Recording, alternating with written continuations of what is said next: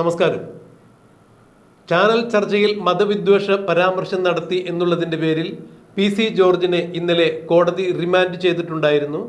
എന്നാൽ ഇന്ന് വീണ്ടും PC ജോർജ് ഈരാറ്റുപേട്ട മജിസ്ട്രേറ്റ് കോടതിയിൽ ജാമ്യാപേക്ഷ നൽകിയിരിക്കുന്നു എന്നുള്ളതാണ് ഏറ്റവും പുതിയതായി പുറത്തുവരുന്ന വിവരം. തൻ്റെ അഭിഭാഷകൻ മുഖേനയാണ് PC ജോർജ് ഈരാറ്റുപേട്ട മജിസ്ട്രേറ്റ് കോടതിയിൽ ഇപ്പോൾ ജാമ്യാപേക്ഷ നൽകിയിരിക്കുന്നത്.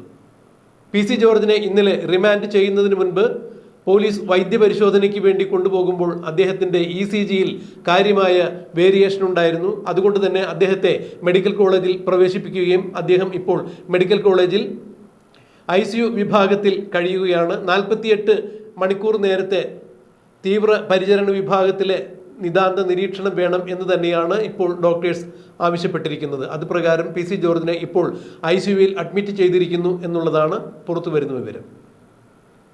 എന്തായാലും ഇതിനിടയിൽ തന്നെയാണ് ഇപ്പോൾ PC ജോർജ് ഈരാറ്റുപേട്ട മജിസ്ട്രേറ്റ് കോടതിയിൽ ജാമ്യാപേക്ഷ സമർപ്പിച്ചിരിക്കുന്നത്.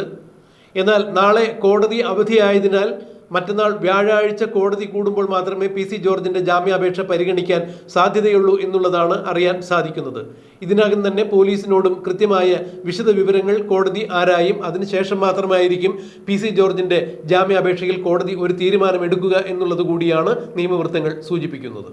ജനുവരി 6-ാം തീയതി ഒരു ചാനൽ ചർച്ചയിലാണ് ഒരു പ്രത്യേക മതവിഭാഗത്തെ തീവ്രവാദികളായി ചിത്രീകരിച്ചുകൊണ്ട് അവർ പാകിസ്ഥാനിലേക്ക് പോകണം എന്നുള്ള മതവിദ്വേഷ പ്രചരണ പ്രസംഗം PC ജോർജ് നടത്തിയത്. എന്നാൽ തനിക്കൊരു നാവുപിഴ പറ്റിയതാണെന്നും താൻ അക്കാര്യം ബോധ്യപ്പെട്ടപ്പോൾ തന്നെ ഏതെങ്കിലും ഒരു മതസ്ഥരെ താൻ മനഃപൂർവ്വം ബുദ്ധിമുട്ടിച്ചിട്ടുണ്ടെങ്കിൽ, തൻ്റെ പരാമർശങ്ങൾ ആർക്കെങ്കിലും വേദന ഉണ്ടാക്കിയിട്ടുണ്ടെങ്കിൽ താൻ നിർവാജ്യം ഖേദം പ്രകടിപ്പിക്കുന്നു എന്ന് തന്നെയാണ് PC ജോർജ് പറഞ്ഞത്.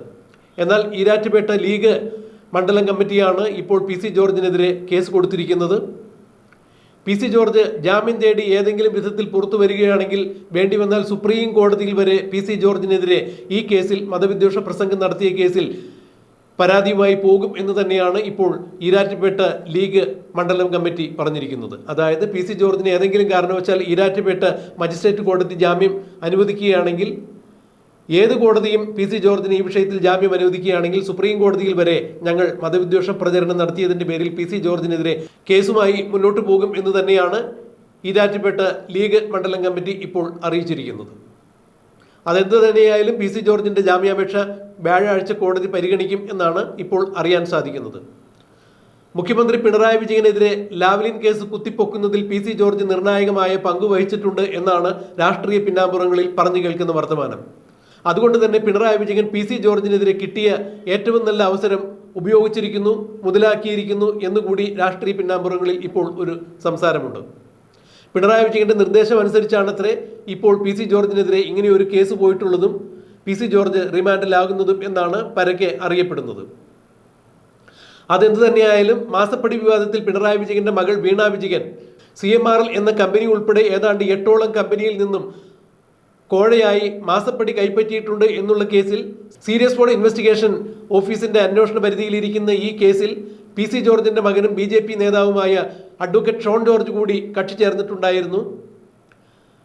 പിണറായി വിജയന്റെ മകൾക്കെതിരെയുള്ള കേസിൽ PC ജോർജിന്റെ മകൻ ഷോൺ ജോർജ് കക്ഷി ചേർന്നതിനുള്ള ഒരു മധുര പ്രതികാരം കൂടിയാണ് പിണറായി വിജയൻ ഈ അവസരത്തിൽ തീർത്തിരിക്കുന്നത് എന്ന് രാഷ്ട്രീയ പിന്നാമ്പുറങ്ങളിൽ ചില വർത്തമാനങ്ങൾ കേൾക്കുന്നുണ്ട്.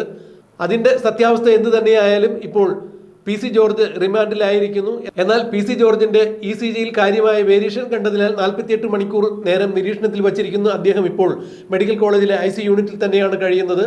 48 മണിക്കൂർ നിരീക്ഷണത്തിൽ കഴിയണമെന്ന് ഡോക്ടേഴ്സ് നിർദ്ദേശിച്ചിരിക്കുന്നു. എന്തായാലും മറ്റന്നാൾ ഈരാറ്റുപേട്ട മജിസ്ട്രേറ്റ് കോടതി PC ജോർജിന്റെ ജാമ്യാപേക്ഷ പരിഗണിക്കുമ്പോൾ PC ജോർജിന് ജാമ്യം കിട്ടുമോ ഇല്ലയോ എന്നുള്ളതെല്ലാം നമുക്ക് കണ്ടറിയാം, കാത്തിരിക്കാം.